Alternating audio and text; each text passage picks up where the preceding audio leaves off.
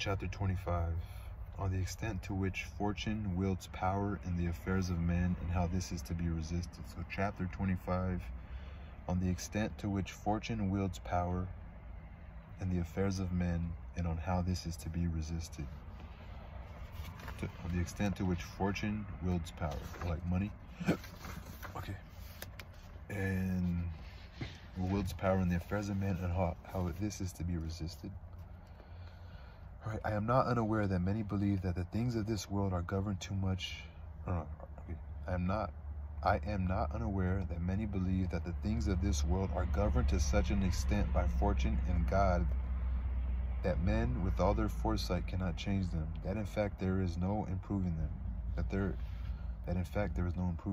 Those who believe this deem that they need not toil and sweat, but can let themselves be governed by fortune. This opinion has been more prevalent in our time because of the great upheavals that we have witnessed and witness every day, and which are beyond anything we could have foreseen. And there have been many times when even I have to some extent inclined to this opinion.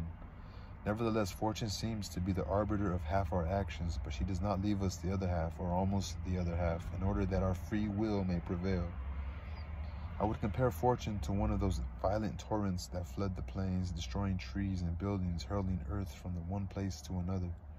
Everyone flees this torrent, like storm, torrent, T-O-R-R-E-N-T. Everyone yields to its force without being able to stand up to it. As this is the torrent's nature, man should not neglect to prepare himself with the dikes and dams in times of calm, so that when the torrent rises, it will gush into a channel. Its force neither so harmful nor so unbridled. The same is true with fortune, who unleashes her force in places where man has not taken skillful precautions to resist her, and so channels her force to where she knows there are no dikes or dams to hold her back. If you consider Italy, which has been the scene of so many changes and has set so many changes in motion, you will find that it is a field without dikes or dams. Had Italy been protected with the appropriate skill as Germany, Spain, and France were, this flood either would not have caused the great changes it did or would have not come at all. So much for opposing fortune in general terms. To limit myself more to particulars, I would like to remark that one can see a prince prospering one day and coming to ruin the next without having changed his nature or conduct in any way. I believe this is due first and foremost to the cause that I have already discussed at some length, namely that the prince who relies entirely on fortune will fall when fortune changes. In my view, he who conforms his course of action to the quality of the times will fare well, and conversely, he whose course of action clashes with the times will fare badly. One sees that men will proceed in different ways as they strive toward the common goal of wealth and glory. Some will proceed cautiously, others recklessly, some with force, others with guile, some with patience, others rashly. And in each of these ways one can prevail. If we take two cautious men, one might attain his goal and the other not. Similarly, two men might succeed through entirely different courses of action, one through action, the other through recklessness. Or one through caution, the other through recklessness. The reason for this is the nature of the times that either conforms to or conflicts with their courses of action. Hence, two men operating differently can obtain the same result.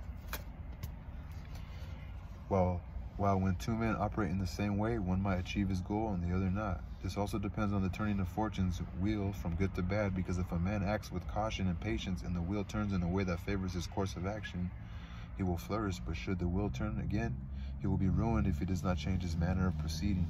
One cannot find a man prudent enough to be capable of adapting to these changes, because man cannot deviate from that to which nature inclines him. Moreover, if he has always prospered by walking down a certain path, it will be difficult to persuade him to leave it. Consequently, when the time comes for a cautious man to act impetuously, he will not be able to do so, and he will come to ruin. Even if he could adapt his nature to the times and circumstances, his fortune will not change. Pope Julius II acted impetuously in everything he undertook. So Pope Julius II acted impetuously in everything he undertook, and found both the times and the circumstances in such agreement with this course of action that he always succeeded. Consider the first campaign that he launched against Bologna in the days when Giovanni Bentivoglio was still alive. The Venetians were not pleased, nor was the King of Spain, and as for France, Julius was still in the midst of negotiations with them over this campaign. Yet Julius, wild and impetuous as he was, set out right away heading the campaign himself. This move stopped the Venetians and Spaniards in their tracks, the former out of fear, the latter because of the desire to bargain the MC. I want to start again. Pope Julius II acted impetuously in everything he undertook, and he found both the times and the circumstances in such agreement with this course of action that he always succeeded. Consider the first campaign that he launched against Bologna in the days when Giovanni Bentivoglio was still alive. The Venetians were not pleased, nor was the King of Spain, and as for France, Julius was still in the midst of negotiations with them over this campaign. And yet Julius, wild and impetuous as he was, set out right away, heading the campaign himself. This move stopped the Venetians and Spaniards in their tracks, the former out of fear, the latter because of the desire to regain the entire kingdom of Naples, while the King of France found himself drawn in despite himself. Seeing that Julius had already made his move and wanted to ally himself with Julius in order to weaken the Venetians, the French king judged it impossible to refuse him troops without openly offending him.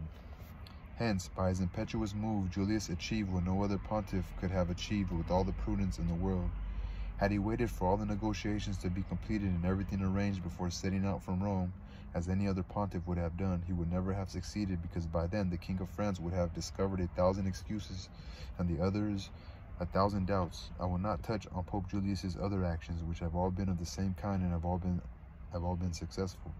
Moreover, the shortness of his life did not allow him to experience reverses, because if times had changed so as to compel him to act with caution, he would have come to ruin, for he could never have deviated from the way nature inclined him. Therefore, I conclude that when fortune changes and men rigidly continue in their ways, they will flourish so long as fortune and their ways are in accord. Therefore, I conclude that when fortune changes and men rigidly continue in their way, they will flourish so long as fortune and their ways are in accord. But they will come to ruin the moment these are in discord. In my view, however, it is better to be impetuous than cautious, because fortune is a woman, and if you wish to dominate her, you must beat and batter her. It is clear that she will let herself be won by men who are impetuous rather than by those who step cautiously. Therefore, like a woman, she is more partial to young men, because they are less cautious, wilder, and command her with greater audacity. So therefore, like a woman, fortune is more partial to young men, because they are less cautious, wilder, and command her with greater audacity. Fucking Nicolo.